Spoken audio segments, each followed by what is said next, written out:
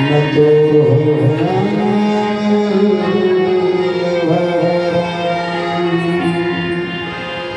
कृष्णाय वासुदेवाय हरे परमात्मने प्रणतः कृष्णाय शिवोऽन्दाय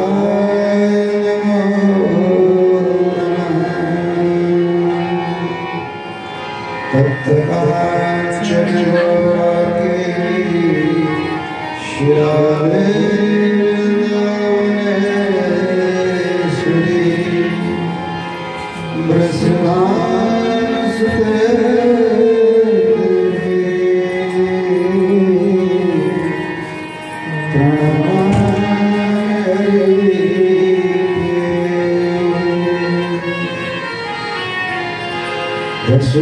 वसुदेवसुतं देवं कंसचाणूरमर्दनं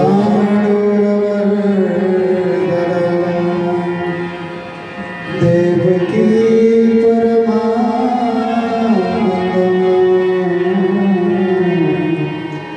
श्रीकृष्णं वन्दे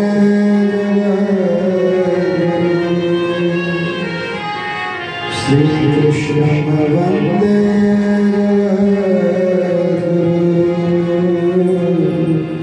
श्रीकृष्णं वन्दे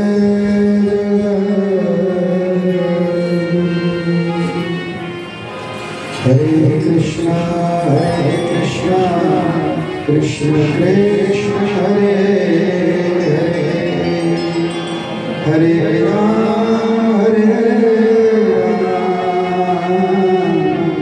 राम राम हरे वृंदावन बिहारी की जय, भागवत भगवान की जय, गुरुदेव भगवान की जय, तुलसी महारानी की जय, हनुमान जी महाराज की जय, उपस्थित समस्त भक्तवृंद की जय। आज के तृतीय दिवस कथा महोत्सव सबसे जय जय श्री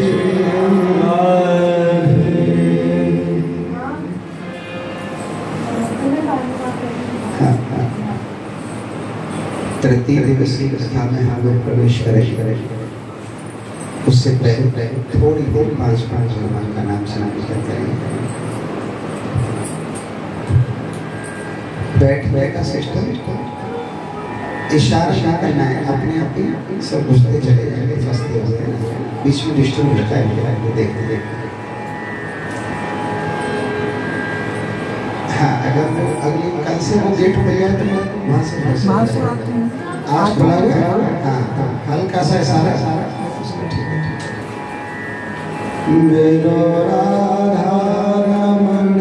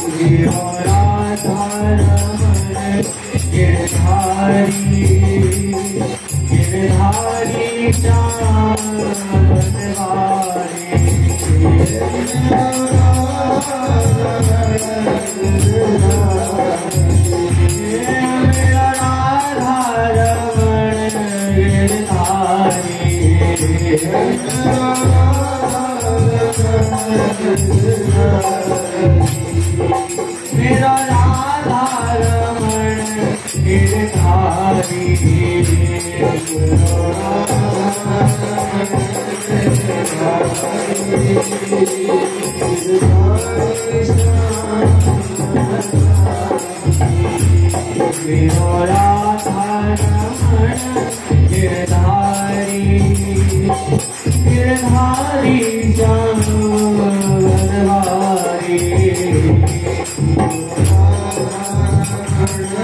गिरधारी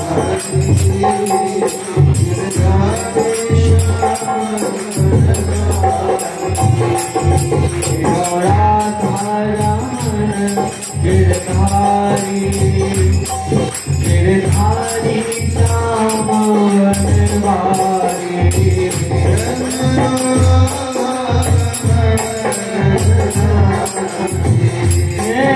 मेरा राधा रमण गिरधारी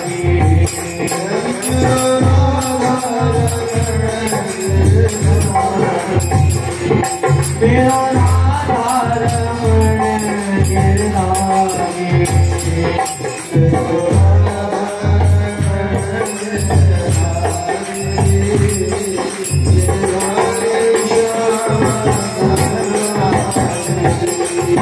मेरा राधा रमण गिरधारी गिरधारी श्याम वनवारी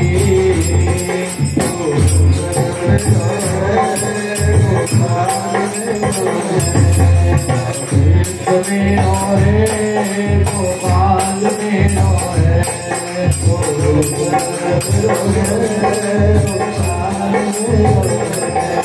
गोविंद मेरो है गोपाल मेरो है शिवा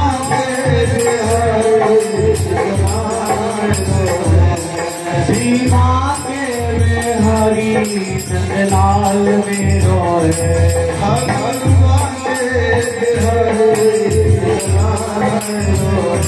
रापुर बांके बेहरी नंदलाल मेरो है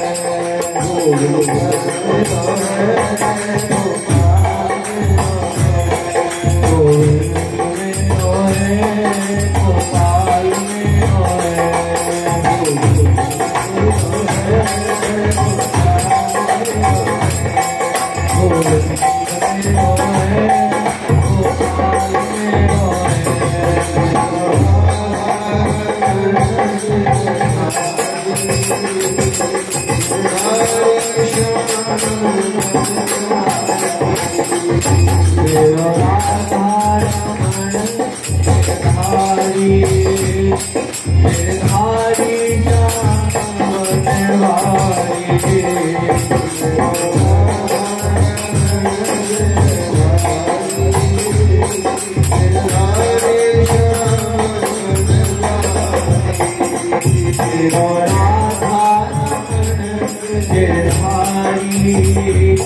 गिरधारी श्याम वनवारी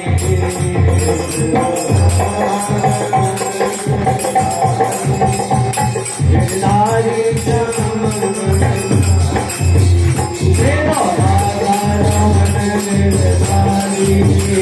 गिरधारी श्याम वनवारी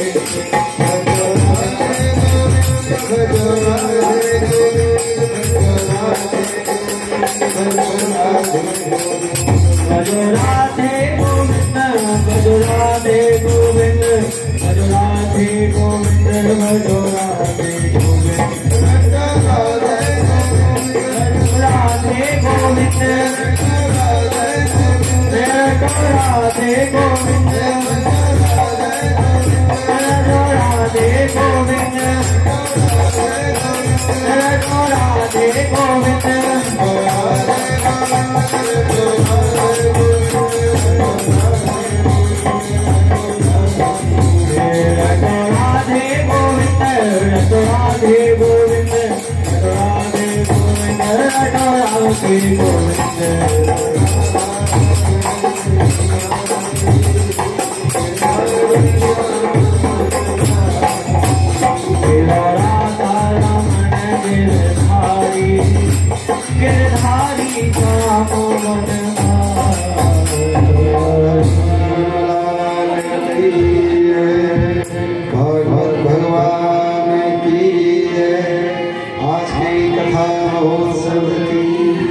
Hey.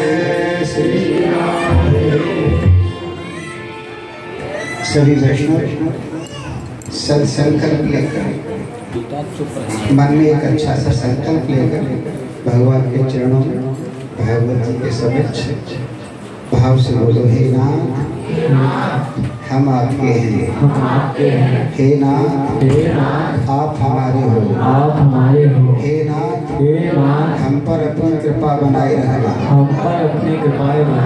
ऐसे ही अपनी भक्ति में लगाए रखना। वाङ्मय शास्त्र भागवत भगवान की जय।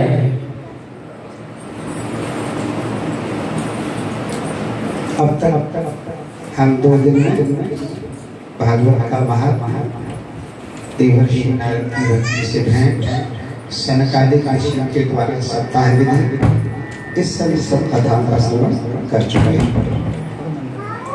आगे सनकादिक ऋषि सूत जी से कहते हैं कि हे महाभाग सूत जी, अब और आगे की कथा श्रवण करेंगे। सूत जी इसको दे दो, कुछ नहीं तो ये ना पूरी भागवत खुद ही करता रहेगा। इसको एक्सपेक्टेड जो चीजें हैं वो पहले अवेलेबल करा दो, है ना। बोले भागवत भगवान की जय।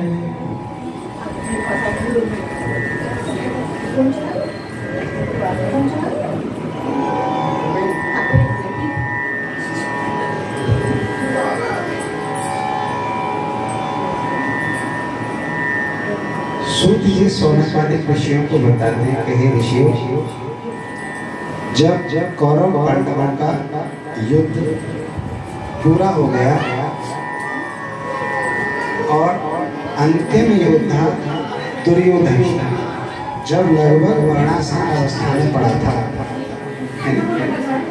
युद्ध में क्या हुआ था कि जब तक सारे योद्धा मारे गए थे ना, तब तक तो दुर्योधन छाती तान कर आगे आता रहता था, मार डालूंगा, काट डालूंगा, छोड़ूंगा नहीं, इन्हें तो हरा दिया है, मुझे नहीं हरा पाओगे।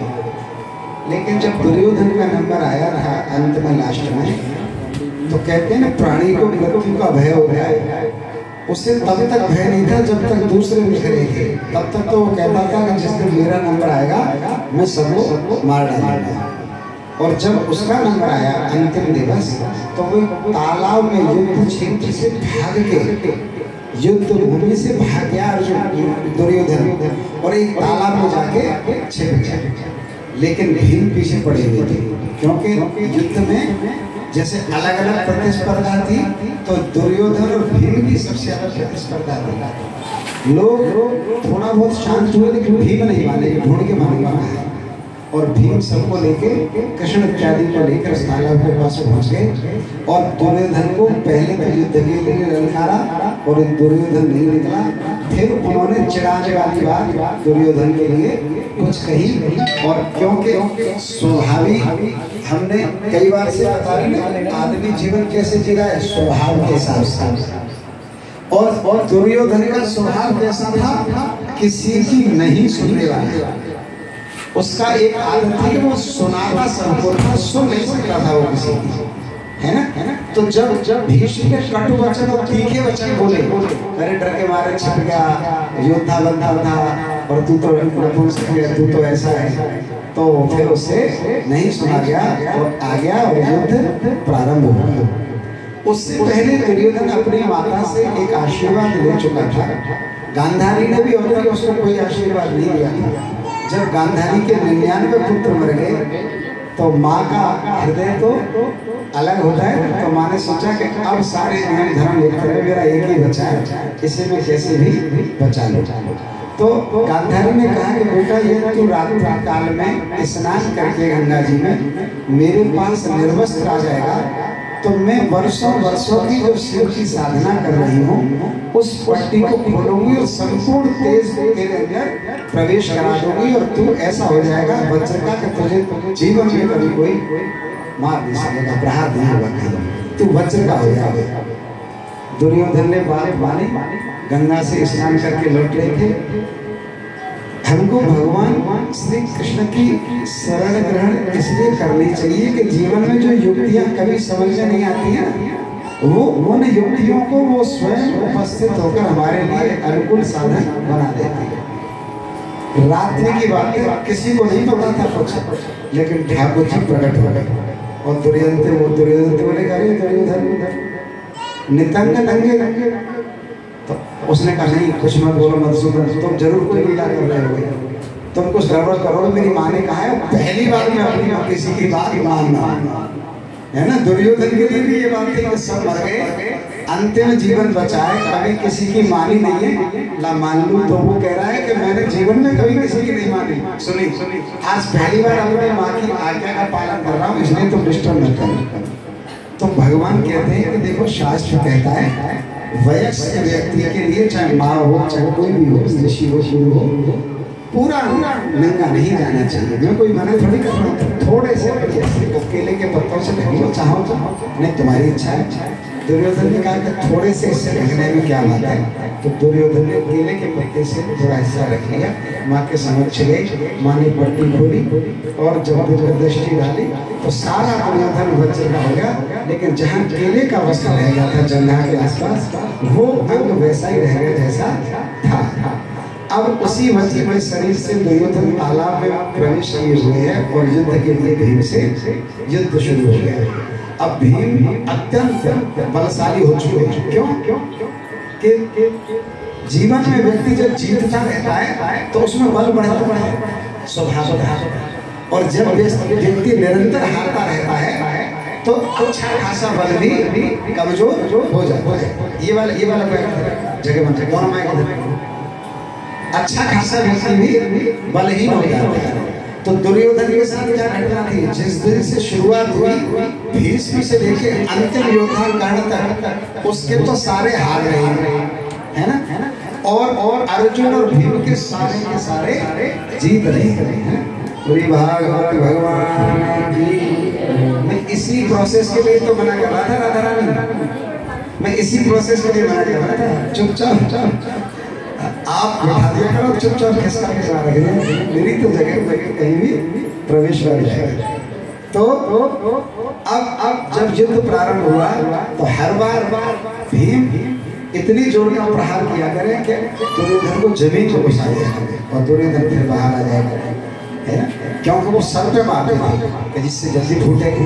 अब दुर्योधन भीम चक्कर में पड़ गई नहीं, मर के नहीं था, इतनी मेरी गदा का प्रहार वो भी सर में सह रहा है।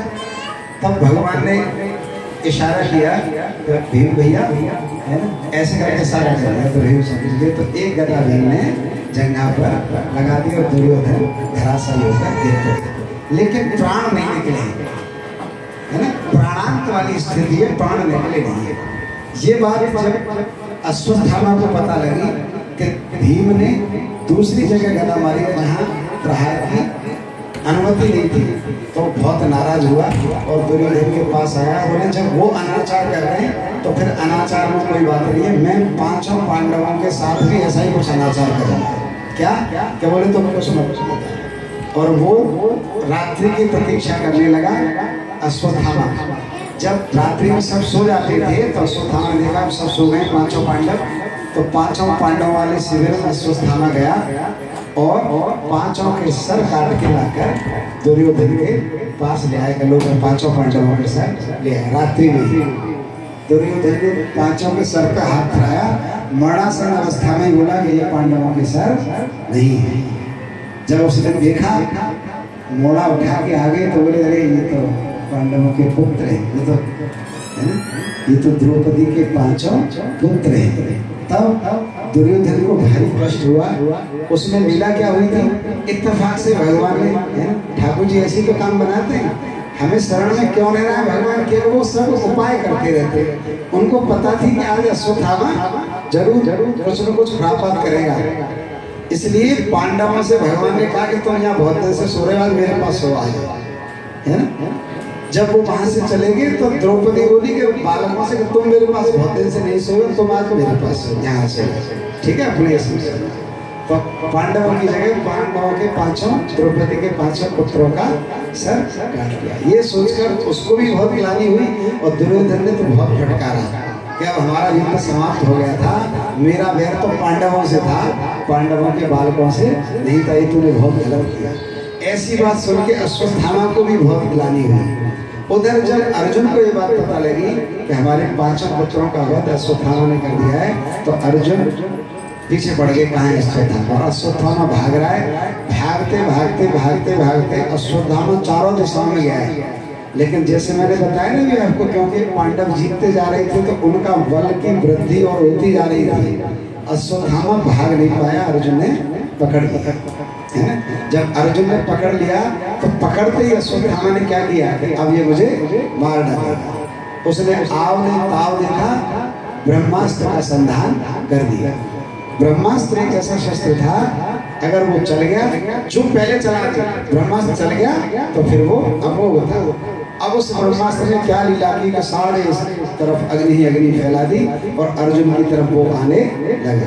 अर्जुन ने भगवान की शरण ली कि भगवान क्या करना चाहिए, तो भगवान ने बताया कि देख नहीं रहे हो ब्रह्मास्त्र, इसका और तो कोई तोड़ है नहीं, तुम भी ब्रह्मास्त्र चला दो।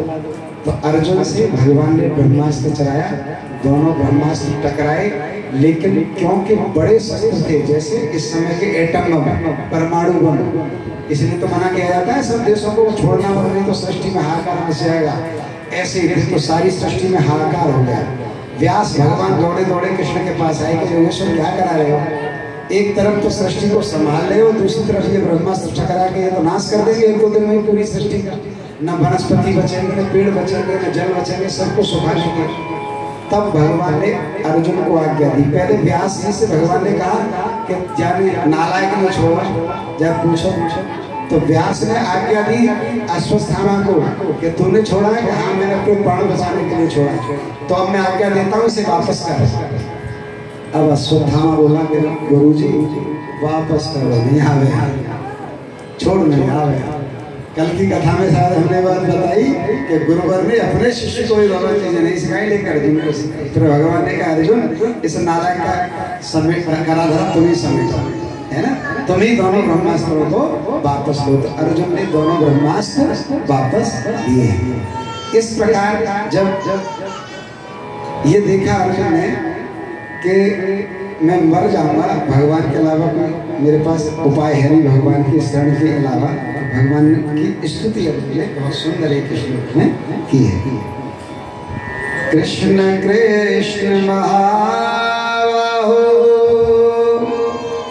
भक्तानां भयंकर, त्वमेको दह्यमानानां पवर्गोऽसि संस्कृते, त्वमाद्य पुरुषः साक्षात् ईश्वरः प्रकृतिपरः, मायां युधस्य चिच्छङ्क्या कैवल्ये स्थित आत्मनि। अर्जुन कह रहे श्री कृष्ण से ये नहीं आज सुनने देंगे, आप इनको लेके किसी ऐसे स्थान पर बैठोगे इसकी भी लीला होती रहे, कथा भी चलती रहे। यहाँ आ जाओ ना एसी वाले कमरे में, इसको अलग ले जाओ, नहीं बाहर नहीं ले, इसको वहां ले जाओ, ये रुके। अर्जुन कह रहे हैं भगवान से, हे श्री कृष्ण तुम सच्चिदानंद स्वरूप परमात्मा हो, तुम्हारी शक्ति अनंत है, तुम ही भक्तों को अभय देने वाले हो, जो संसार की धधकती हुई आग में जल रहे हैं उन जीवों को उससे उबारने वाले एकमात्र तुम ही हो। ये अर्जुन तब भगवान से कह रहे हैं जब अर्जुन पूरा जान चुके हैं कि ये परब्रह्म परमेश्वर गीता का ज्ञान युद्ध से पहले सुन चुके हैं, है ना, पूरा ज्ञान युद्ध से पहले सुन चुके हैं, पूरा विराट रूप देख चुके हैं, फिर पूरी लीलाएं देख चुके हैं। जयद्रथ वध में भगवान ने सूर्य छिपाया, ऐसे ऐसे करके सारी लीलाएं देख चुके हैं कि यही हमें जिताते आ रहे हैं, बचाते आ रहे हैं, यही परमेश्वर हैं। उसके बाद ये स्तुति कर रहे हैं अर्जुन भगवान की। युद्ध के बिल्कुल समाप्त होने के बाद मानो हमको इशारा कर रहे हैं कि पल पल पर प्रतिदिन प्रत्येक कर्म में, प्रत्येक सुख के काम में, प्रत्येक दुख के काम में, प्रत्येक गृहस्थ के काम में हमको भगवान की उपासना और भगवान की शरण लेनी ही है। मान लो हमको इशारा कर रहे हैं, है ना। बच गए अर्जुन, ब्रह्मास्त्र थे, लेकिन स्तुति कर रहे हैं हमारे लिए। तो जैसे काम बन जाए तुरंत भूल जाते हैं हम। विपत्ति आई, ठाकुर जी बचाओ, अरे कैसे, और विपत्ति टली, सो ठाकुर जी अलग है ना। तो अर्जुन मानो ये बता रहे हैं हमको कि हमको सुख दुख का साथी जो रखना है अपना, वो नारायण को रखना है। बोलिए गोविंद भगवान की।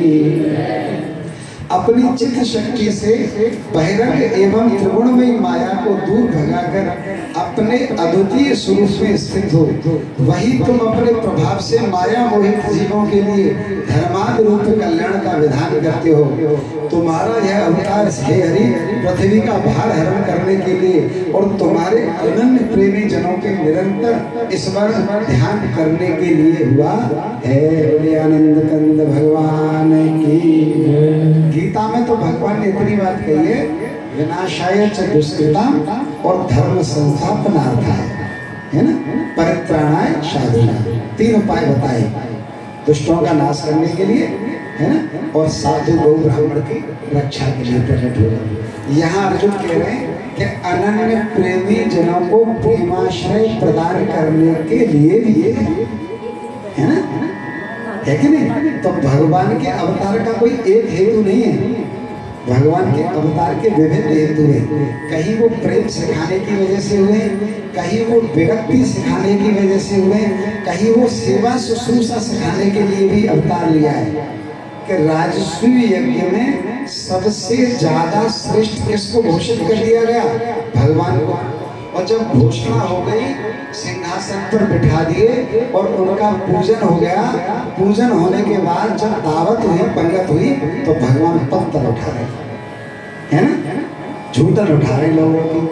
तो सेवा शुश्रूषा करना सिखाने के लिए भी हुआ, ठीक है, दान देने के लिए। सुदामा जब आया है तो सारा जितना नहीं है उतना दे दो। गरीब मित्र को दान देना सिखाने के लिए हुए।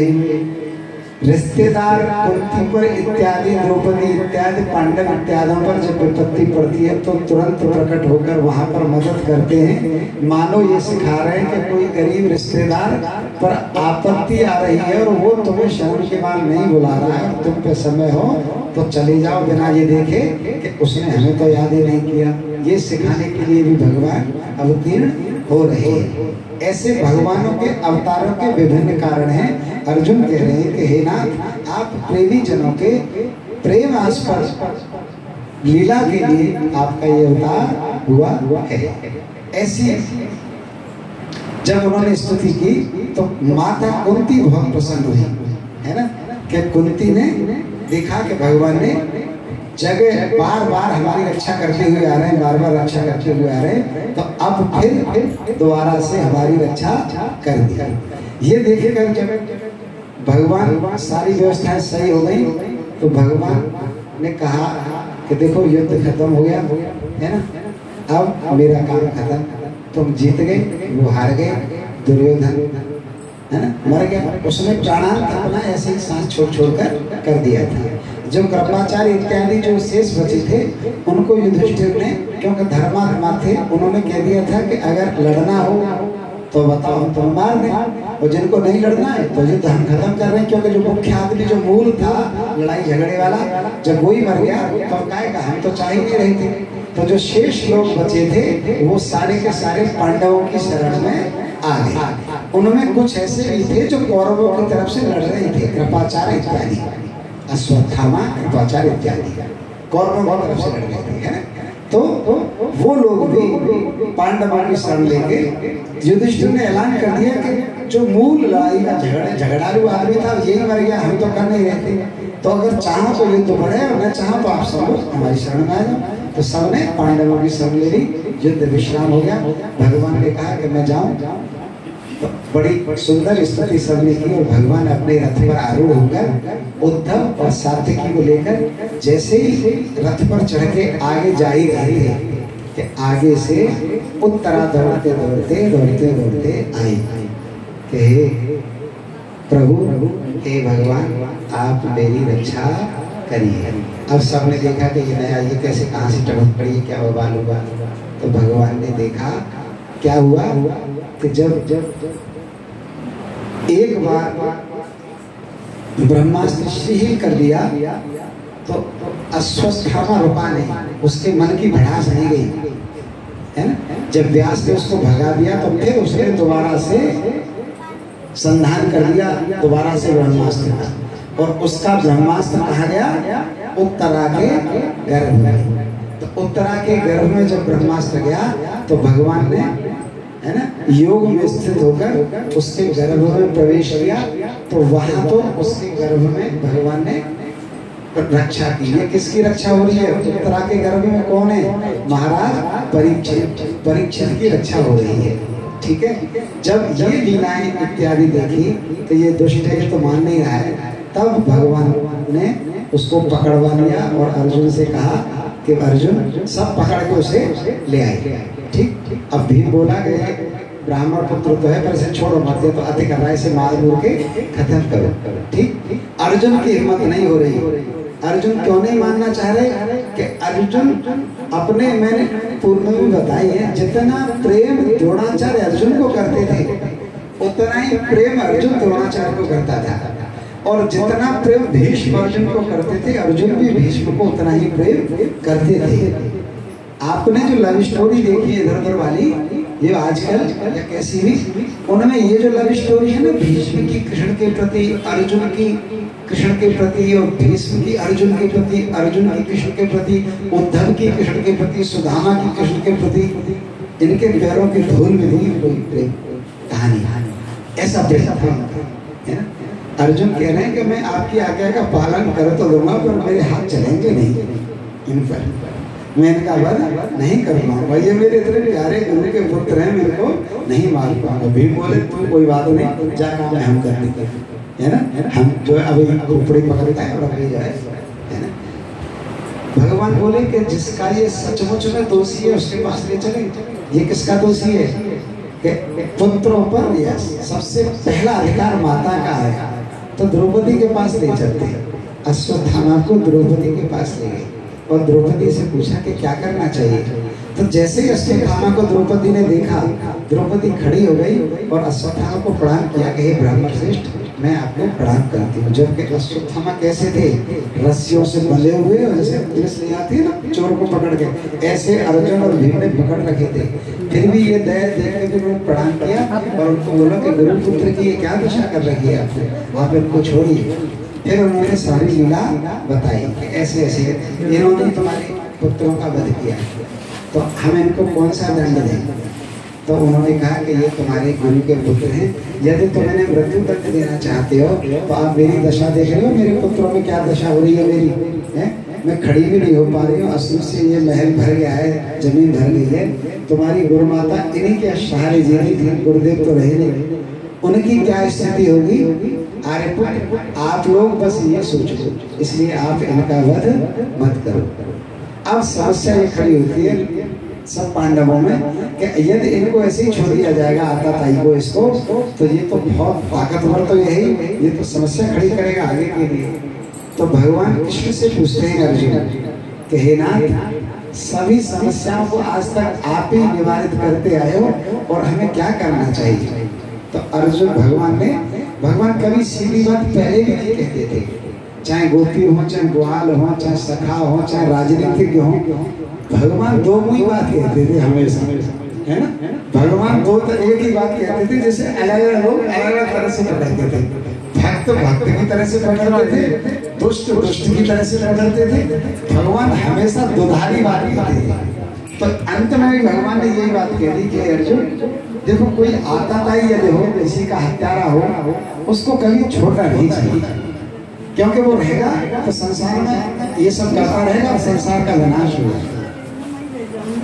और प्रभु, और दूसरी बात ये कि ब्राह्मण कुछ भी कर दे, ब्राह्मण से कैसा भी हो, ब्राह्मण को मृत्यु दंड नहीं दिया जाता है ना। अब दोनों तरह की बात कह दी कि जिसने मर्डर किया हो वो मृत्यु दंड का अधिकारी होता है, उसे मृत्यु दंड ही देना चाहिए।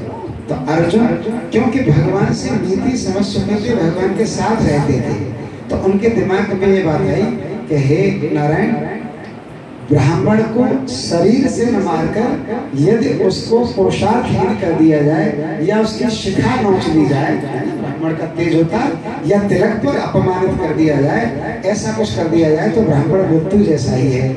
तो अर्जुन ने बाण से अश्वत्थामा की मणि निकालकर और केस मुंड के शिखा काट के बाहर निकाल दिया, और भगवान कृष्ण ने उसको श्राप दिया कि जा, मैं तुझे श्राप देता हूँ, आज से अनंत काल तक तेरे मस्तक से ये पस रिश्ता रहेगा, है ना, और तू इसको देख देख कर किसी को मुंह दिखाने लायक नहीं रहेगा।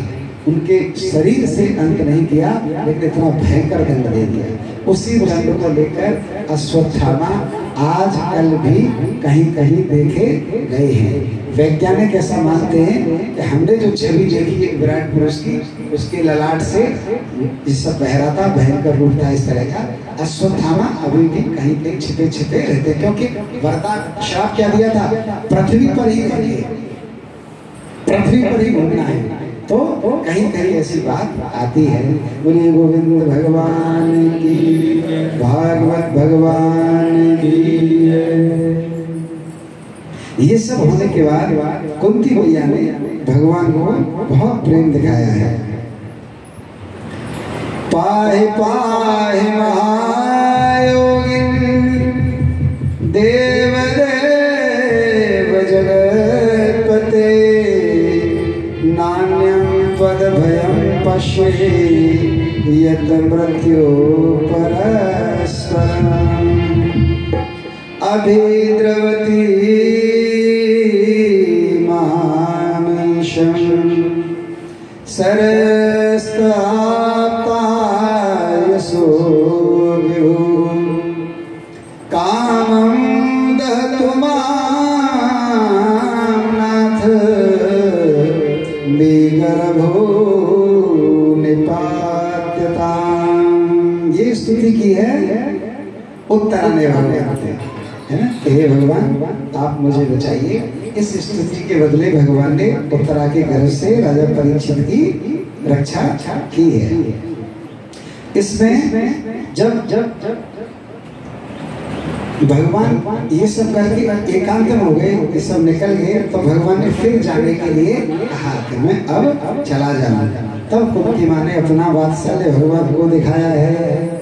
श्री कृष्ण कृष्ण सखवृषभान ध्रुव राजन्य वंश दहनान पवगर्गवीर्य, गोविंद गोविंद सुरावतार,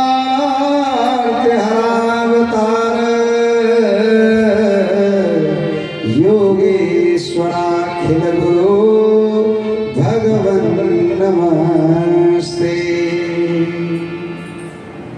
कुंती कह रही है, श्री कृष्ण अर्जुन के प्यारे सखा यदुवंश शिरोमणि, आप पृथ्वी का भार रूप राजवेशधारी दैत्यों को जलाने के लिए अग्नि स्वरूप हैं। आपकी शक्ति अनंत है। गोविंद आपका यह अवतार गौ, ब्राह्मण और देवताओं का दुख मिटाने के लिए ही है।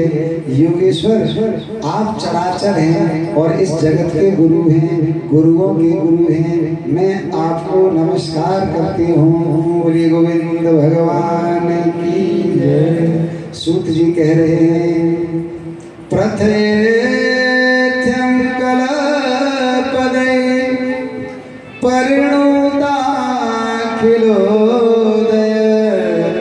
मंदं जहास वैकुंठो मोहयन्निव मायया। हे सूत सुध जी कह रहे हैं स्वर्गादृशियों, इस प्रकार कुंती ने बड़े मधुर शब्दों में भगवान की अधिकांश लीलाओं का वर्णन किया। यह सब सुनकर भगवान श्री कृष्ण अपनी माया से उसे मोहित करते हुए से मंद मंद मुस्कुराने लगे। उन्होंने कुंती से कह दिया, अच्छा ठीक है, और रथ को लेकर वापस भगवान हस्तिनापुर में आ गए, है ना। फिर हस्तिनापुर भगवान कहाँ जा रहे थे? द्वारिका। पहले जा रहे थे तो कौन आ गया? उत्तरा। फिर दोबारा चढ़े तो कुंती ने स्तुति और सारी भगवान की लीलाएं सब बताने लगी, है ना। तब भगवान कि ठीक है बुआ, उस दिन तुम्हारे पास और रहेंगे। तो भगवान वापस यहाँ पर आ गए।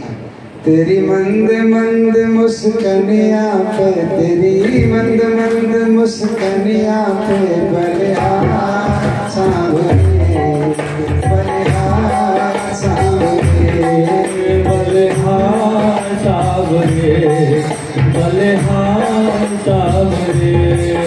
तेरी मंद मंद मुस्कानिया पे, तेरी मंद मंद मुस्कानिया पे बलिहार सांवरे, बलिहार सांवरे, बलिहार सांवरे, बलिहार सांवरे। भगवान की।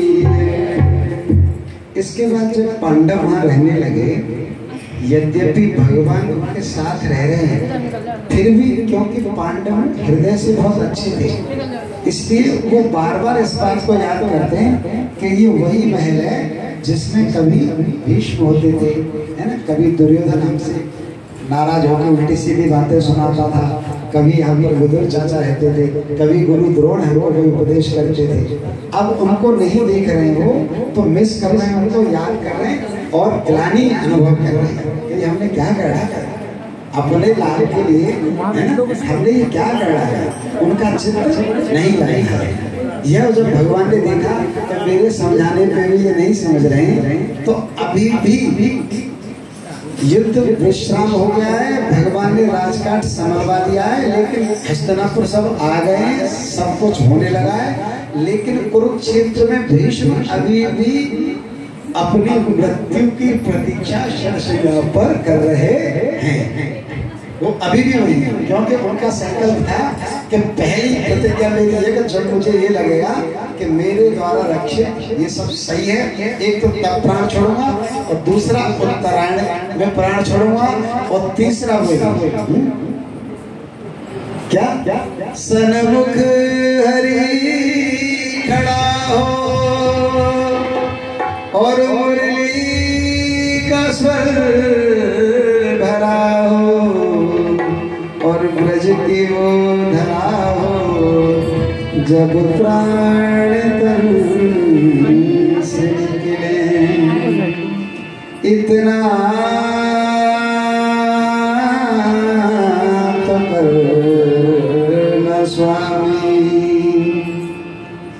इतना तो करना स्वामी, जब प्राण तन से निकले, गोविंद नाम लेकर, जब प्राण तन से निकले। भीष्म प्रतीक्षा कर रहे हैं कि कोई न कोई बहाने से आएंगे जरूर, ऐसा नहीं है कि मेरे प्राण निकल जाए और केशव मुझसे मिलने ना आए। इसलिए आज मैं प्राण रोके हुए, आंटी बात न भूख लगती है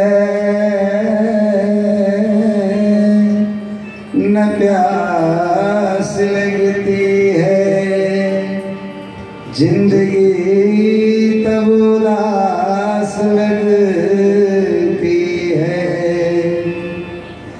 दरस हरि का मिलेगा कभी ना कभी, इस आस में मेरी सांस रुकती है। क्योंकि इच्छा मृत्यु का वरदान था, एक संकल्प तो पूरा हो गया, क्या कि हस्तिनापुर सुरक्षित हो गया, और दूसरा का उन्हें पता था कि उत्तरायण तो फिक्स टाइम पर आई जाएगी, है ना। एक समय जैसे हम इंतजार करेंगे पूर्णिमा, तो हमें पता ही है कि कितने दिन बाद पूर्णिमा आ जाएगी, लेकिन वो एक चीज से व्याकुल थे, चिंतित थे कि ऐसा न हो कि मधुसूदन ना आए। भरोसा तो था लेकिन डर था। उनको पता था कि मेरे जीवन काल में मुझसे एक पाप हुआ है, और उस पाप को घर में हृदय में लेके गोविंद बैठे, उसी पाप के कारण मेरी गोविंद ने ये दशा कराई है, उसी पाप के कारण ये युद्ध हुआ था, समूल नाश हुआ है कौरवों का। तो हो सकता है नारायण नाराज हो और न आए, इस आशा में वो प्राण रोके हुए थे। तब भगवान ने युधिष्ठिर से कहा कि अच्छा तुम्हारी चिंता दूर नहीं हो रही, तो एक काम करो, चलो पितामह से मिले ही आते, मैं हूँ ही अभी, फिर मैं भी द्वारका जाऊंगा, एक बार पितामह का दर्शन करके करने चलते हैं। तो सारे युधिष्ठिर इत्यादि भगवान के साथ पितामह भीष्म के पास पहुंच जाते हैं। सूत जी कह रहे हैं, इत भीतः प्रजाद्रोहा सर्वधर्म विवत्सया ततो विंशनं प्रागात् यद्देव व्रतोपवत् तदा ते भ्रातर सर्वे सदस्यै स्वर्णभूषितैः अनवगच्छन् रथैर्विप्या व्यासधौम्यादयस्तथा। जब भगवान ने ऐसा कहा तो युधिष्ठिर ने सब रथ निकाल के कि भैया फिर हमें क्यों चलेंगे, जब पितामह का दर्शन करने चाह रहे हैं तो फिर सभी चलो। सारे भाई सुंदर सुंदर सारे रथ और सारी जो सामग्रियां थी किसकी हो गई, युधिष्ठिर की, पांडवों की हो गई। तो जो राजा के लिए विधान होता है वो सब शुरू हो गया, है ना। चुनाव जीतने के बाद चाहे मंत्री बदले चाहे प्रधानमंत्री, वही सब गाड़ियां जो होती है अगले दिन से उसी की हो जाती है ना। तो जितना भी ऐश्वर्य था सारा पांडवों को हो गया। स्वर्ण जनित रथों में युधिष्ठिर, पीछे पीछे उनके भाई और जो विप्र इत्यादि थे वो। और जब भीष्म की बात आई तो कृपाचार्य भी बोले कि उनका दर्शन तो उनकी तो मुझे भी बहुत याद आ रही है, क्योंकि कृपाचार्य, द्रोणाचार्य, भीष्म, इन तीनों की त्रिवेणी थे। ये तीन ही इकाई जीवन संग 24 घंटे ये भोजन के अतिरिक्त, सोमन के अतिरिक्त तीनों साथ ही साथ रहते थे। तो दो तो चले गए, कृपाचार्य रहेंगे क्योंकि उनको वरदान था अमरता का। तो कृपाचार्य बोले मैं भी चल रहा हूँ। और जो श्रेष्ठ ब्राह्मण इत्यादि थे उनको भी भगवान ने कहा कि आप भी चलिए, एक ऐसे महात्मा के पास जा रहे हैं जिसका गुणों का वर्णन संभव नहीं है। नारायण नारायण श्रीमन्नारायण नारायण नारायण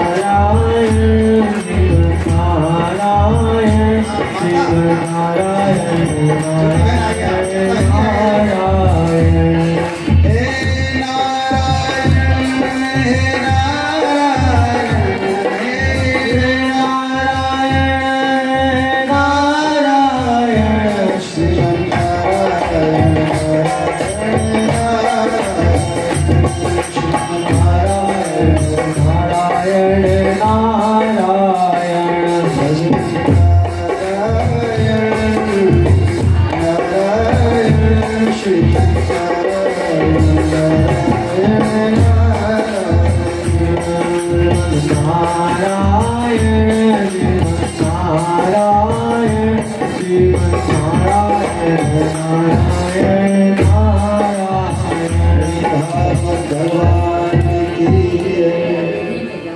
कृष्ण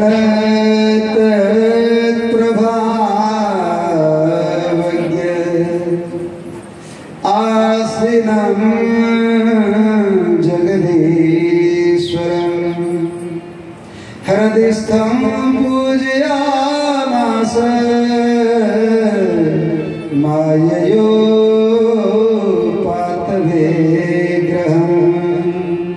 जब सब पहुंच गए तो पांडव बड़े विनय और प्रेम के साथ भीष्म पितामह के साथ बैठ गए।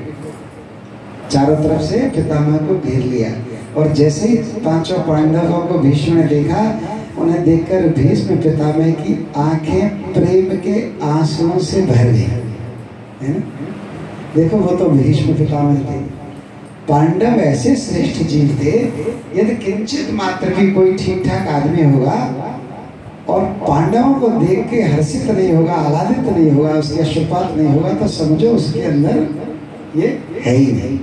पांडव इतने श्रेष्ठ थे, पूरी पृथ्वी पर 5 ऐसे जीव कभी नहीं हुए जैसे पांडव थे, इतने श्रेष्ठ थे, जिन्होंने जीवन में कभी पराजय नहीं देखी, जीवन में कभी अधर्म नहीं किया, जीवन में कभी भक्ति से विमुख नहीं हुए, जीवन में मिली हुई संपदाओं का स्वयं के लिए कभी उपभोग नहीं किया और कभी दूसरों की रक्षा से मोह नहीं उड़ा। ऐसे सत्कर्मी 5 भाई पूरे भूमंडल पर कभी नहीं हुए। भीष्म पितामह उनको देखकर रोने लगे और कह रहे हैं, पांडव पुत्रान उपासीनान प्रेम संगतान अभ्याचष्टानुरागाश्रये रंधी भूतेन चक्षुषा। उसे कह रहे हैं, पहला संबोधन किया है धर्मपुत्रों।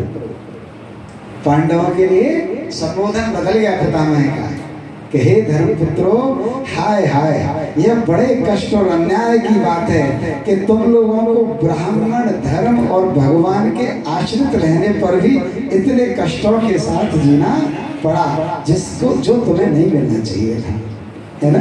ये बाबा बोल रहा है, धर्मात्मा बोल रहा होता, ज्ञानी बोल रहा होता तो वो जानता कि प्रारब्ध में किसके क्या लिखा है, क्या पता है। जिन बाबा है नाती से जो बोल रहा है कि तुम इतने बढ़िया थे, सबका भला करते थे, तुम्हारे साथ जीवन भर ऐसा हुआ, ये ऐसा होना नहीं चाहिए था। अतिरथी पांडवों की मृत्यु के बाद समय तुम्हारी अवस्था थी कितनी, तुम छोटे छोटे से तो थे। उन दिनों तुम लोगों के लिए कुंती रानी को और साथ साथ तुम्हें भी बार बार बहुत से कष्ट झेलने पड़े। जिस प्रकार बादल वायु के बस में रहते हैं, वैसे ही लोकपालों के सहित सारा संसार काल भगवान के अधीन है। मैं समझता हूँ कि तुम लोगों के जीवन में ये जो अप्रिय घटनाएं घटित हुई हैं, वे सब भगवान की लीला है।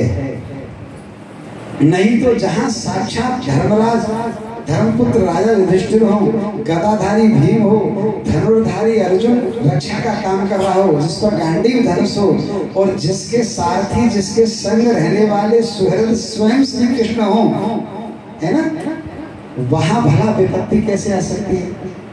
लेकिन वो कह रहे ये लीला भगवान की तरफ बुरी करके कि ये लीला हो न हो इन्हीं की है। और क्या कह रहे हैं, यत्र धर्मो सुतो राजा गदा पाणि वृकोदर कृष्णो स्वीगांडवं चापं सुहृद कृष्णोस्ततो विपते नहास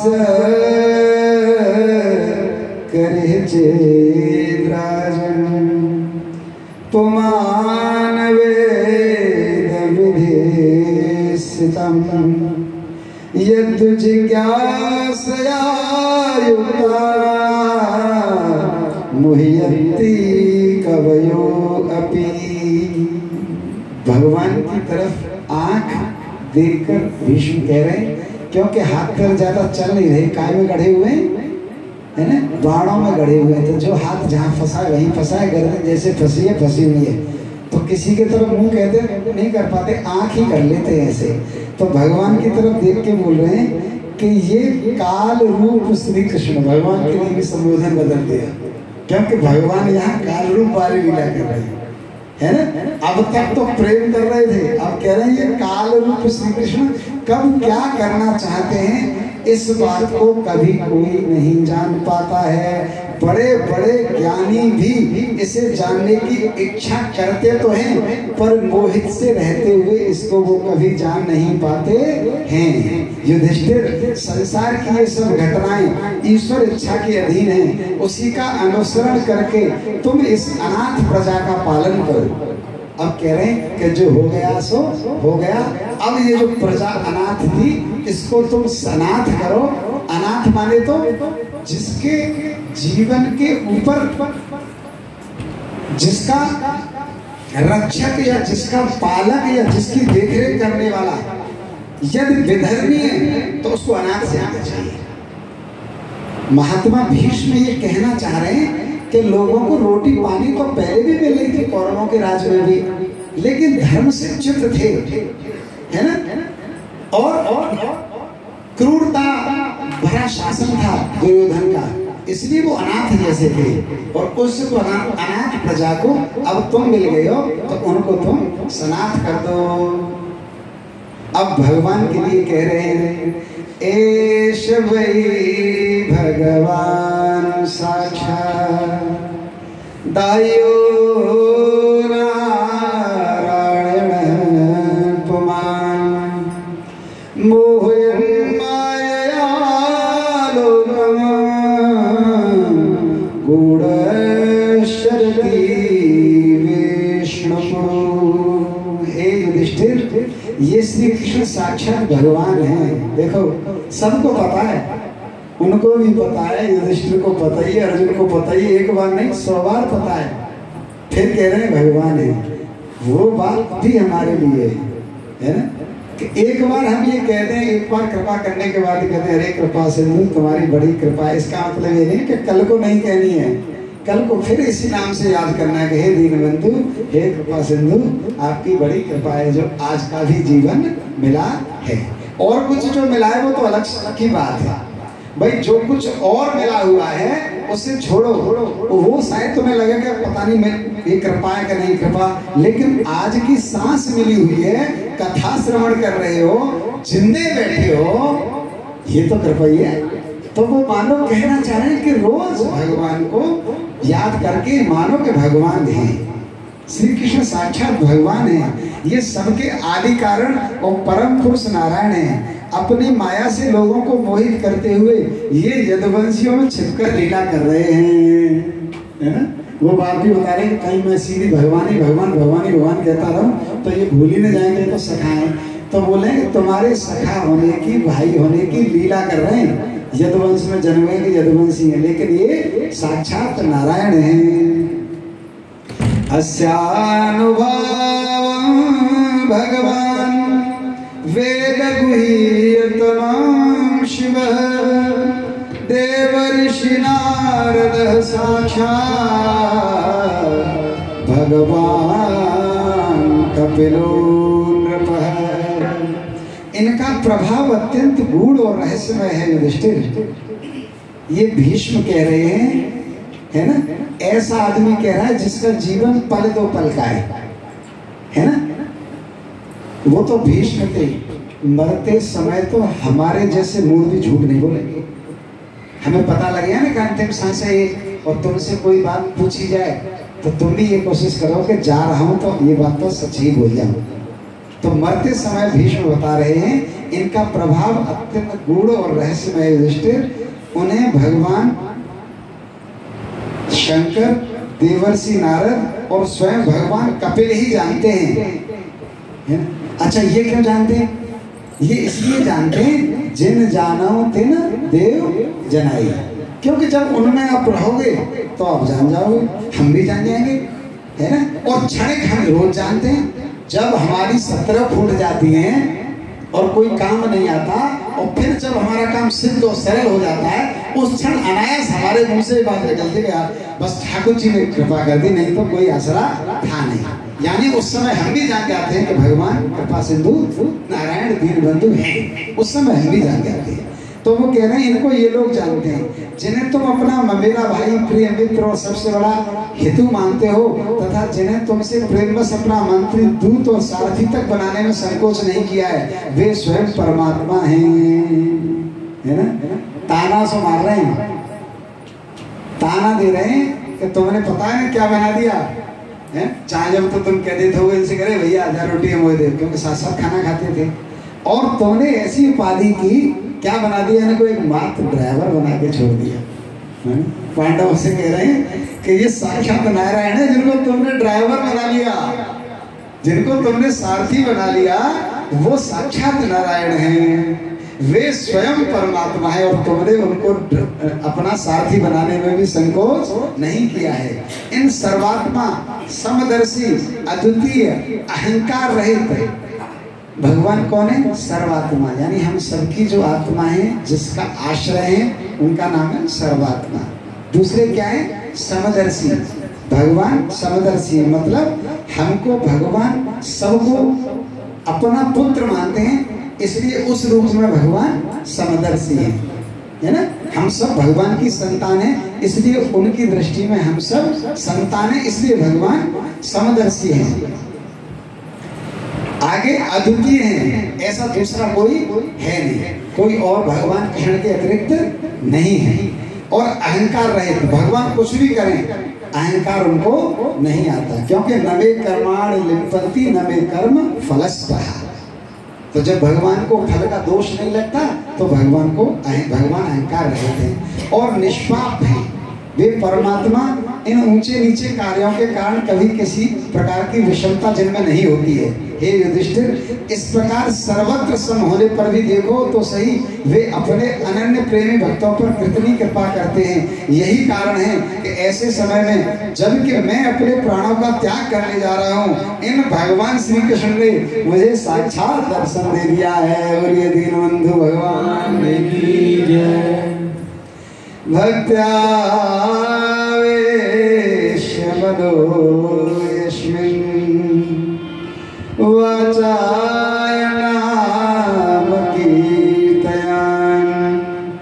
त्यजन कलेवरम योगी मुझते काम कर्म भी। भीष्म कह रहे हैं पांडवों से, भगवत परायण योगी पुरुष भक्ति भाव से इनमें अपना मन लगाकर और वाणी से इनके नाम का कीर्तन करते हुए, है ना, शरीर का त्याग करते हैं और कामनाओं तथा कर्म के बंधन से छूट जाते हैं। गोविंद जय जय गोपाल जय जय गोविंद जय जय गोपाल जय गोविंद जय जय गोपाल जय गोविंद जय जय गोपाल जय श्री राधा रमण हरि गोविंद जय श्री राधा रमण हरि गोविंद जय श्री राधा रमण हरि गोविंद जय श्री राधा रमण हरि गोविंद जय गोविंद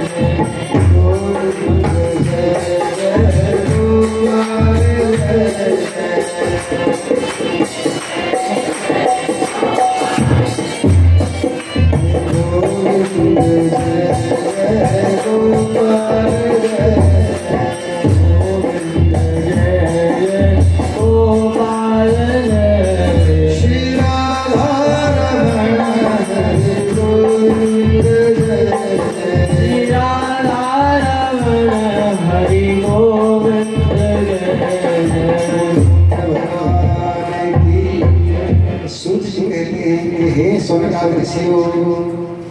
युधिष्ठिर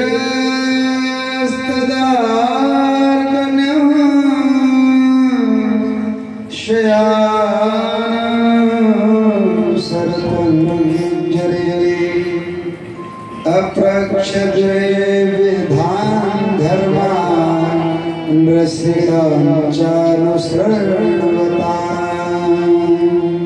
युधिष्ठिर ने उनकी यह बात सुनकर सैया पर सोए हुए भीष्म पिता से बहुत से ऋषियों के सामने ही नाना प्रकार के धर्मों के विषय में अनेक रहस्य पूछ रहे।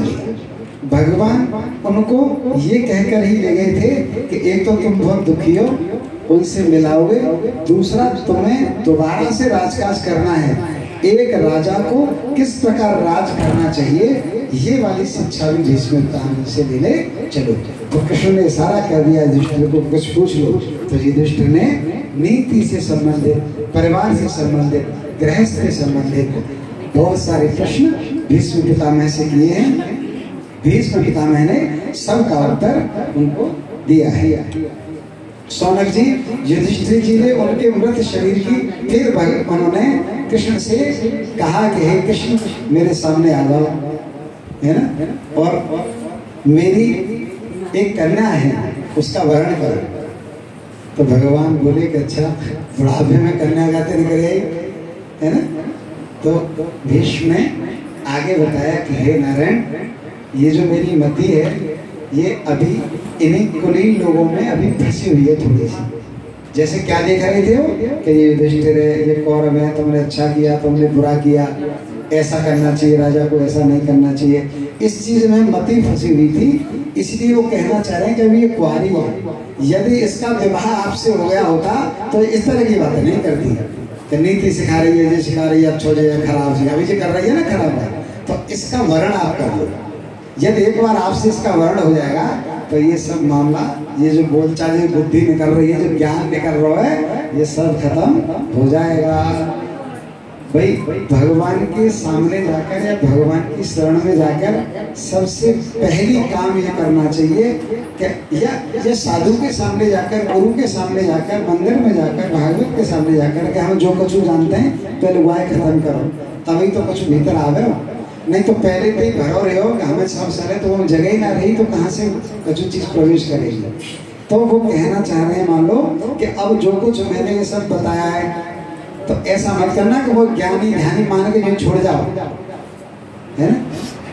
भाई आपने कही थी युधिष्ठिर को सब बातें बताने की, मैंने सारा उपदेश सारा ज्ञान कर दिया, अब मेरा भी तो कल्याण कर जाओ। अगर तुम ऐसे छोड़ के चले गए तो मैं तो इसी चीज में फंसा हुआ कि ये सही है और ये गलत है, नीति अनीति में फंसा हुआ मैं प्राण त्याग दूंगा और अगले जन्म में फिर इसी चक्कर में पड़ जाऊंगा, है ना, कि क्यों अंतगति सो मति। तो वो कहना चाह रहे हैं कि मेरी कन्या का विवरण करिए और ये मेरी जो मति है कन्या जिसमें ये सब घुसा हुआ है, इसका आप वर्ण कर लीजिए। एक बार आपका वर्ण हो जाएगा तो ये आपके अधीन हो जाएगी, फिर ये वही करेगी जो आप चाहेंगे। श्री गोविंद भगवान की। ऐसा कहते कहते उत्तरायण में भीष्म पितामह ने भगवान को अपने सामने कहकर अपने शरीर का, प्राणों का परित्याग कर दिया, क्योंकि इच्छा मृत्यु का वरदान था। इतने श्रेष्ठ थे, इतनी दिव्य आत्मा थे कि जिस दिन अंतिम युद्ध को जा रहे हैं उस दिन अपने सेवकों को बुलाते हैं भीष्म कक्ष में सभा, और उनसे कहते हैं कि यहाँ जो कुछ भी है, मेरे पास जो कुछ है ये सब आप लोग अपने घर बालकों के लिए ले जाओ, और आज से तुम मेरी कोई सेवा मत करना, जो लौट के तुम मेरे घाव लगाते हो मैं तुमको मुक्त करता हूँ आज से।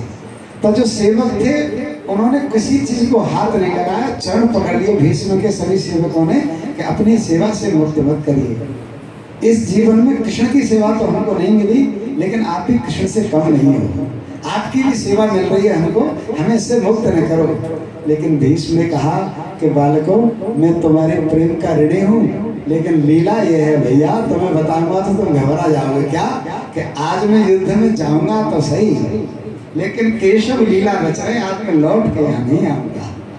ये मेरे जीवन का आज अंतिम युद्ध हुआ, और जिन लेप शरीर को तुम लेप लौट के लगाते हो वो शरीर आज लौट के आने वाला नहीं है, इसलिए तुम्हें कोई सेवा करने की आवश्यकता ही नहीं पड़ेगी। आप जाइए, जो कुछ है मेरी आज्ञा है, मेरा निवेदन है, अपने घरों में जाके अपने परिवार के साथ आराम से रहिए।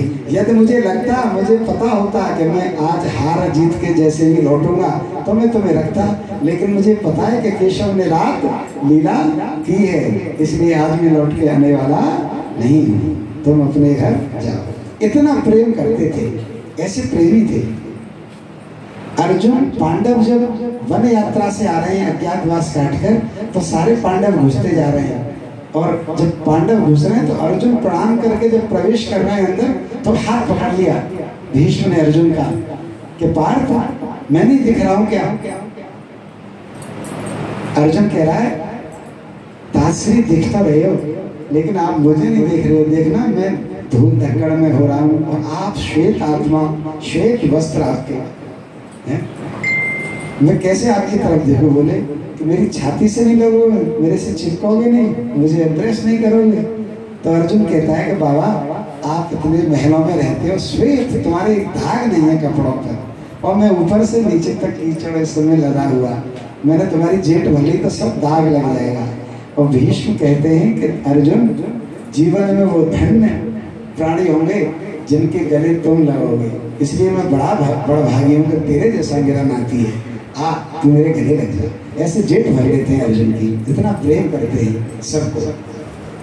दुर्योधन जब भगवान को भरी सभा में ये कहता है बंदी बना ले, तो भीष्म डांटते हैं दुर्योधन को कि मूढ़, त्रिलोक में कुछ भी ऐसा नहीं है जो स्वतंत्र है, स्वतंत्र सत्ता के स्वामी हैं, वो किसी बंधन में किसी से बांधे नहीं जा सकते। यदि तू मेरा मुझे बहुत प्रिय न होता तो मैं तेरा अभी वध कर देता मेरे गोविंद का अपमान करने के लिए। मैं कृष्ण का अपमान नहीं सह सकता दुर्योधन, लेकिन तुझमें भी मेरे प्राण बसते हैं। तू नालायक है पर मैं तुझे भी बहुत प्रेम करता हूँ, इसलिए तुझे छोड़ दे रहा हूँ। लेकिन किसी और ने ये बात कही होती मधुसूदन के लिए कि बंदी बना लो, तो मैंने उसका वध कर दिया होता। इतना प्रेम करते हैं उस मूड से भी जो सदैव उनकी बेइज्जती करता रहता है। ऐसे भीष्म थे, भगवान सामने खड़े हैं। भीष्म ने शरीर का परित्याग किया है। जब भीष्म ने शरीर का परित्याग कर दिया तो सूत जी कह रहे हैं, हे सौनकादृशियो तस्य निर्हरणादीन संपरे तस्य भार्गव युधिष्ठिर कारयित्वा मुहुर्तो दुःखितो भवत् ततो युधिष्ठिरो गत्वा सहकृष्णो गजाव्यः पितरं सांत्वयामास गांधारीं च तपस्विनी। युधिष्ठिर ने अपने व्रत शरीर के उनके व्रत शरीर की अंत्येष्टि क्रिया की और कुछ समय के लिए वो बहुत शोक से व्याकुल हो गए कि पितामह अब नहीं रहे, और सबको लेकर वापस हस्तिनापुर में आ गए। और वहाँ गांधारी, धृतराष्ट्र इत्यादि सबकी जो और लोग बचे थे उनकी सेवा करते हुए धर्म पालन करते हुए राजकाज को चलाने लगे। गोविंद जय जय गोपाल जय गोविंद जय जय गोपाल जय जय राधा रमण हरि राधा रमण हरि गोविंद जय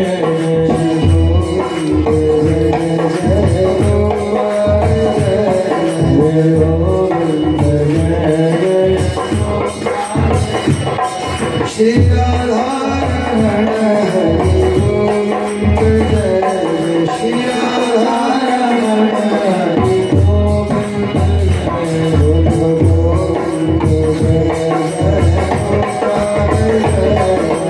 गोविंद जय भगवान की। अब भगवान लौट के एक बार तब नहीं जा पाए जब सुबह है ना उत्तर आ गई, दोबारा तब नहीं जा पाए जब कुंती ने कहा है ना प्रेम की बातें सुनाने लगी तो लगा मैया बह गई, फिर वापस आ गई। अब तिवारा भगवान ने कहा कि भैया तुम्हारा तो सब सेट है, लेकिन तुम्हें द्वारिका की पोजीशन नहीं पता क्या है ना। द्वारिका की स्थिति क्या थी कि भगवान जब द्वारिका में रहते थे तो इतना प्रेम करते थे द्वारिका वासियों को कि जब भगवान किसी हेतु से बाहर जाते थे तो उन यादों के सहारे वो ये पलक बाट जोड़ते रहते थे कि भगवान अब कब द्वारिका आएंगे। तो भगवान ने पांडवों से अनुमति मांगी कि अब तो जाने दो, क्योंकि तुम्हारा सब सही है, वहां पर वो विरह में ज्यादा व्याकुल हो जाएंगे।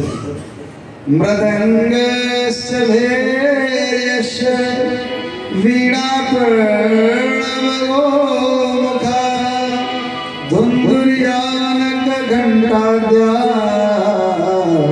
नेदुदुर्दुभय सखा।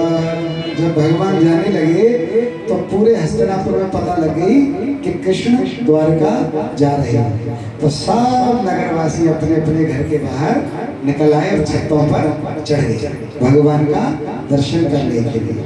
बहुत से ऐसे नगरवासी थे ऐसे गरीब थे, ऐसे सेवक थे जिनको प्रायः कृष्ण का दर्शन साक्षात नहीं मिलता था। लुक्का छुपी में कभी कभी निकल रहे हैं, कोई सभा कर रहे हैं तो देख लिया करते थे। तो वो सब छत पर चढ़ गए कि कृष्ण जा रहे हैं, जब जाएंगे रथ पे होके तब तो हमको दर्शन हो ही जाएगा। उनकी जाने के उपलक्ष्य में युधिष्ठिर ने प्रस्थान के समय मृदंग, शंख, भैरव, वीणा, ढोल, नरसिंह, धुंधरी, नगाड़े, घंटे, दुंदुभियां ये सब खूब बजवाए और भगवान खूब गाजे बाजे के साथ द्वारका में गए हैं। जब भगवान द्वारका में गए हैं, प्रवेश किया है, उधर द्वारका वासियों को जब ये बात पता लगी कि भगवान आ रहे हैं तो यही स्थिति द्वारका वासियों की हुई। सब स्त्रियां द्वारका की, सारे लोग अपने अपने अट्टालिकाओं पर चढ़ गए। जो प्रमुख मार्ग पर जिनके घर थे वो घर से बाहर निकल आए कि श्री कृष्ण आ रहे हैं। जो फूलों का काम करते थे उन्होंने अपने सारे फूल बेच कर छोड़ना जब सड़क पर बिछा दिए। जो जलों का काम करते थे उन्होंने सब जल छिड़क दिया रास्तों पर। जो वस्त्रों के काम करते थे उन्होंने वस्त्र बिछा दिए। जो इत्र का काम करते थे उन्होंने पूरी द्वारका नगरी इत्र से महका दी। जो कुछ चीजें अनाज इत्यादि बेचने का काम करते थे वो राह में ले लेके अनाज बांटने के लिए प्रसाद के तौर पर खड़े हो गए। और स्त्रियां ऊपर जाके पद गायन करने लगी। जो ढोल मृदंग जानते थे वो अपने दरवाजे पर ढोल मृदंग बजाने लगे कि श्री कृष्ण आज द्वारका आ रहे हैं। और भगवान ने जब ऐसा अपना स्वागत देखा तो भगवान सबको संतुष्ट करते हुए, है ना, सबको संतुष्ट भगवान कैसे करते थे? जो पास खड़ा है उससे हाथ मिलाना, जो दूर खड़ा है उससे हाथ जोड़ना, जो बहुत दूर खड़ा है उससे हाय करना, जो और दूर खड़ा है उससे नैन नौटंका करना। ठीक है, ऐसे करते हुए भगवान सबको संतुष्ट करते करते द्वारका नगरी में प्रवेश करके सबसे पहले कहाँ पहुंचे? अपनी मैयाओं के पास। जब मैया के पास पहुंचे तो माताओं ने आरती उतारी है ना, देवकी ने आरती उतारी है। और भगवान ने भागवत में लिखा हुआ है, भगवान ने माँ की गोदी में सर रख दिया। इधर है, गोविंद जय जय गोपाल जय जय गोविंद जय जय गोपाल जय जय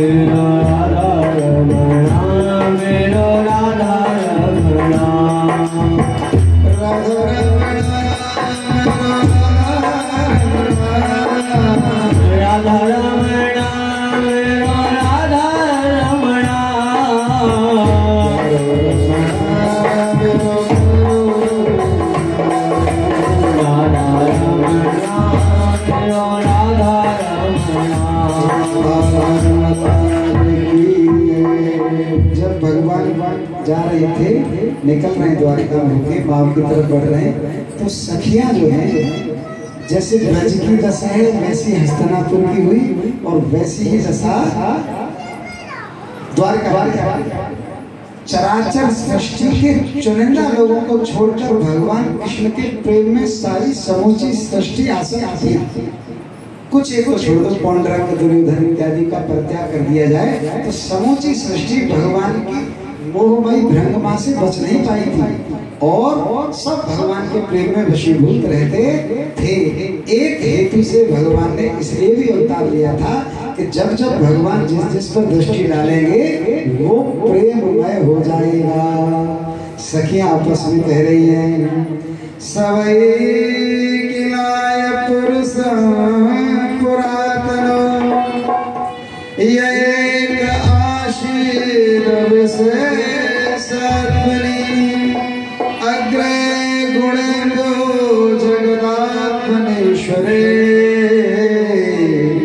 निमीलितात्मनिशिशो दशर्तिषु स एव भूयो निज वीर्योचिता स्वजीव माया प्रकृतं सक्षति अनाम रूपात्मनिरूपमाने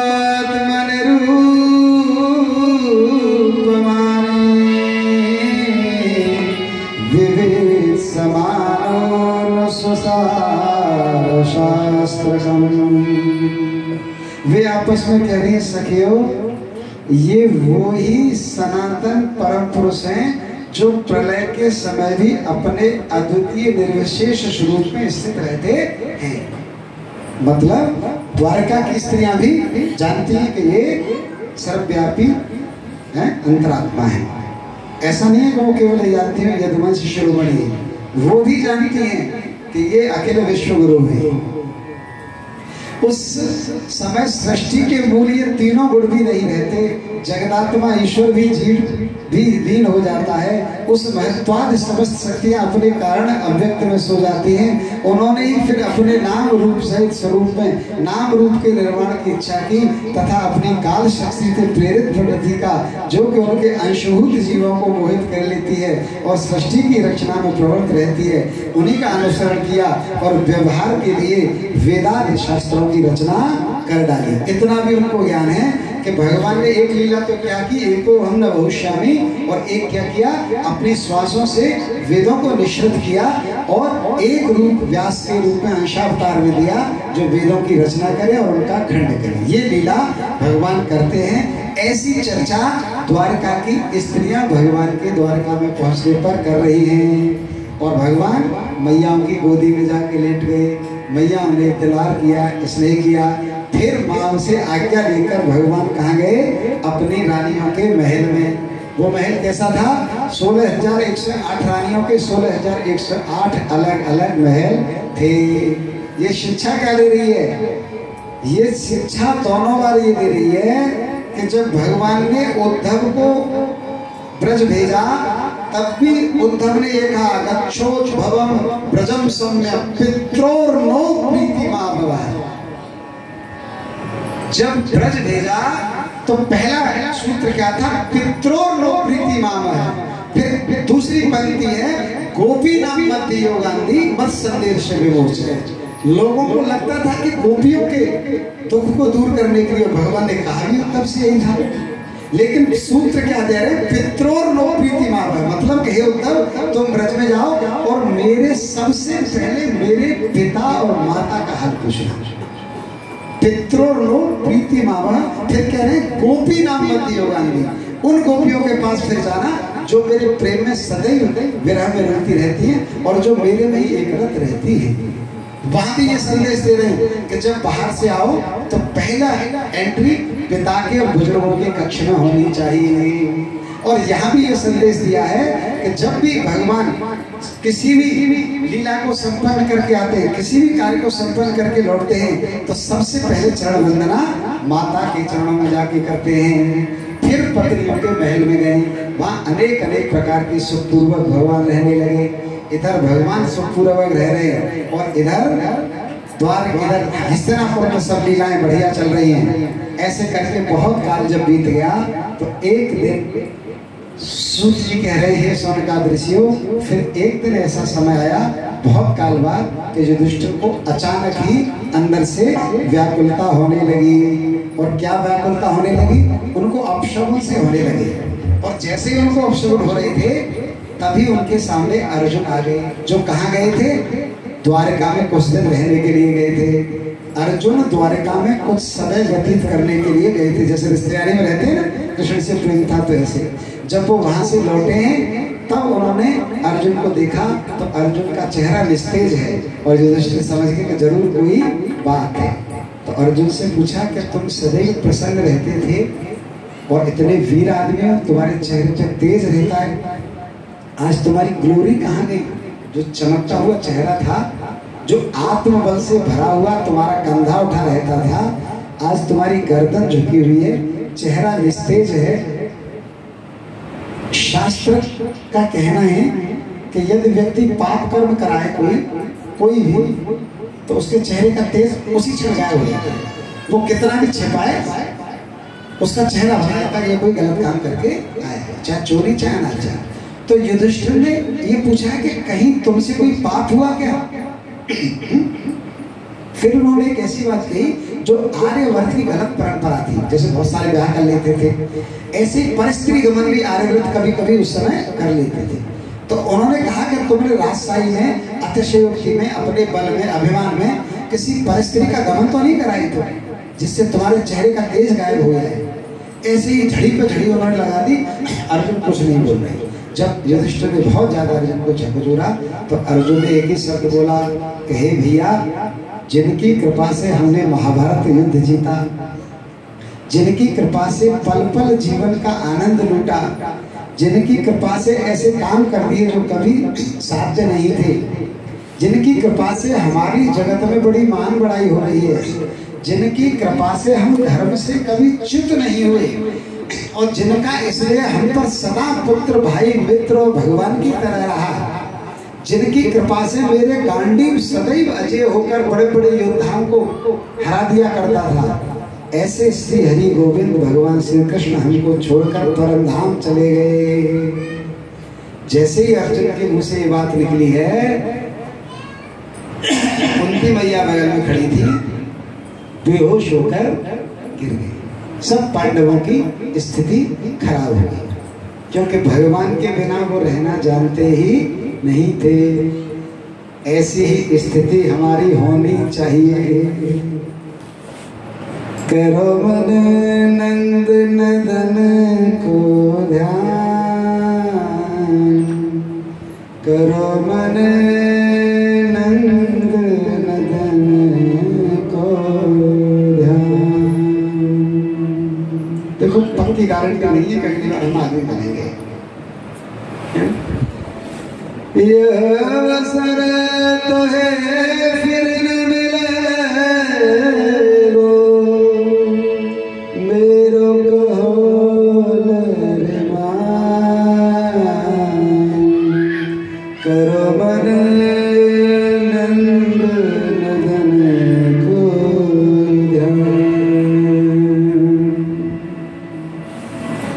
ये कोई ऐसा शास्त्र, कोई ऐसा ज्योतिष, कोई ऐसा तंत्र, कोई ऐसी व्यवस्था नहीं है जो हमें ये बता सके कि अगर हमें कृष्ण इस जन्म में नहीं मिले तो अगले जन्म में हम मनुष्य मिलेंगे, सत्कर्म कर पाएंगे तो हमको कृष्ण मिल जाएंगे। इसलिए इस ही जन्म में ये लीला करनी है। जैसे पांडव भगवान के बिना रहना नहीं जानते थे, हमारी आदत भी ऐसी हो कि हम भगवान के बिना रह न पाए। उन्होंने क्या किया, सबने अब भगवान के बिना, जब भगवान नहीं है तो हमको इस जगत में नहीं रहना, और अपने नाती परीक्षित को सारा राज्यभार सौंपकर स्वर्ग आरोहण के लिए सारे पांडव चल दिए कि अब भगवान के बिना हम यहाँ नहीं रहेंगे। बटे हरे घनश्याम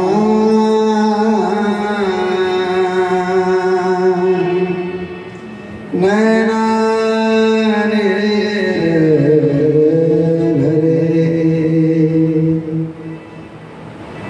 मेरे जगो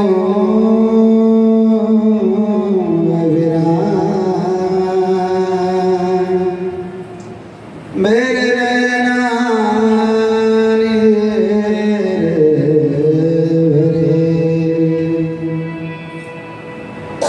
जोग ध्यान में चित नहीं लागे, मन की पीर ही पल पल जागे, मेरे जगो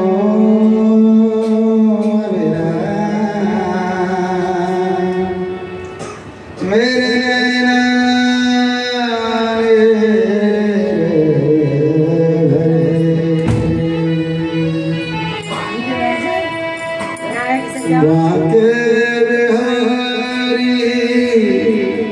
कृष्ण कन्हाई काहे सखे सुदृढ़ बिसराए, तुम कब आओ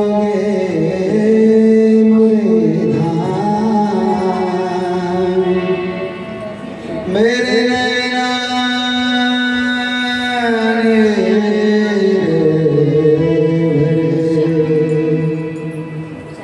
ये बाट घनश्याम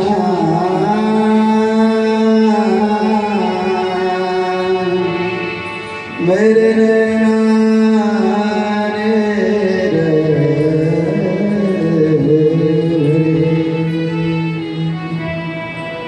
भागवत भगवान की। हरे कृष्णा कृष्ण कृष्ण हरे हरे हरे राम राम राम हरे हरे। भागवत भगवान की, व्यास जी महाराज की, युगल सरकार की, समस्त भक्त वृंद की जय जय श्री राम।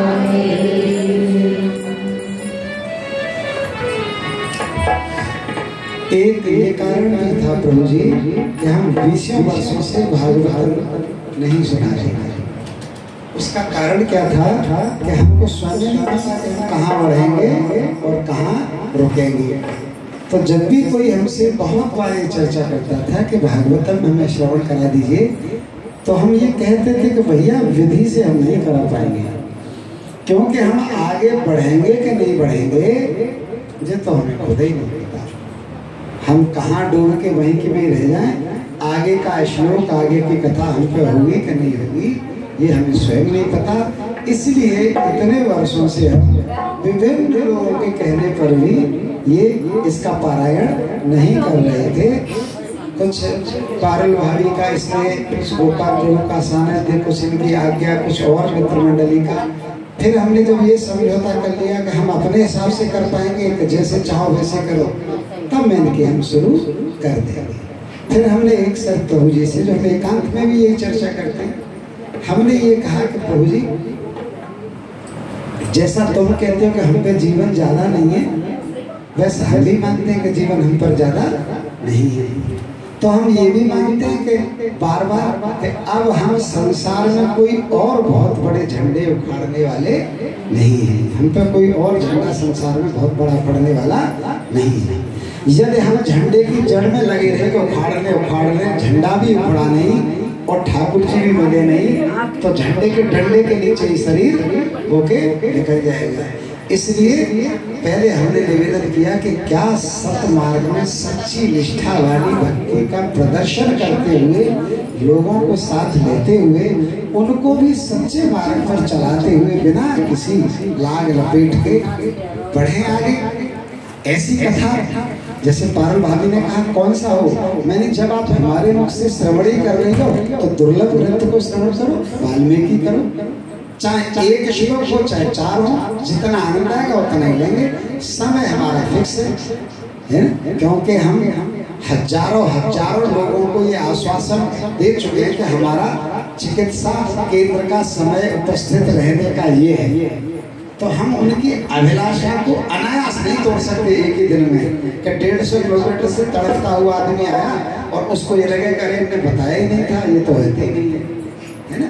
ऐसी आशा वाले व्यक्ति का भी है ना आसरा न टूटे, तो हमें समय की बद्धता के साथ आज्ञा मिले तो हम आगे बढ़े। और प्रभु जी का सानिध्य और सबका एक कृपा हुई तो फिर ये चर्चा आगे बढ़ गई है। और भविष्य में भी हमसे आप पारायण कथा, विधि विधान की कथा इस दिन इसकी अपेक्षा नहीं करिएगा, ये हमारे बस में नहीं है। एक चीज की तो हम तुम्हें गारंटी दे सकते हैं और वो ये है कि यदि आप खाली होकर बैठा करें, जो कुछ भरा हुआ है जो तुम जानते हो उसे उड़े दिया करें भागवत भगवान के सामने, तो ये दास को भरोसा है कि दास यहाँ से आपको ठाकुर जी के रस से ओतप्रोत करके ही भेजेगा। बोलिए गोविंद भगवान की। 2 मिनट भगवान का कीर्तन करके थोड़ा सा 10-5 मिनट गोपाल प्रभु का संबोधन सुनेंगे, फिर वही नृत्य क्रिया कि कोई भी बिना आरती के नहीं रहेगा। अभी आज हम पूरी आरती करके जाएंगे। और यदि कल से हुआ तो हम आरती छुपा के पहले से ही निकल जाया करेंगे। यदि संभव हुआ तो हमारी किसी क्रिया का कभी कोई बुरा मान ना, है ना, किसी को ऐसा लगे कि इनका तो आचरण कुछ ठीक सा नहीं है तो वो हमको अरे ऐसा मत करो, तो हम सुन लेंगे, हमें कोई दिक्कत है ना, क्योंकि हम सही मायने में भगवान के सामने ये बात कह रहे हैं कि हम आप सबको भक्त जानकर प्रेम करते हैं। तो सबको आज्ञा है कि जब हम आपसे कह सकते हैं तो आप भी हमसे अपने मन की बात कह सकते हैं। और ठाकुर जी को साक्षी मानकर हम ये बात कह रहे हैं कि आप कड़वी से कड़वी, विचित्र से विचित्र हो, ऐसी कोई भी बात कह देंगे तब भी हमको ऐसा नहीं लगेगा कि आपने पराया जान के हमको ये बात कही है। हमको ऐसा ही लगेगा कि आपने अपना अधिकार की समझ के बात कही है, तो अपना अपना अपना अधिकार समझ के कहिए, तो फिर हम जो है सिरों माथे हैं। तो सबके लिए आज्ञा है। राधे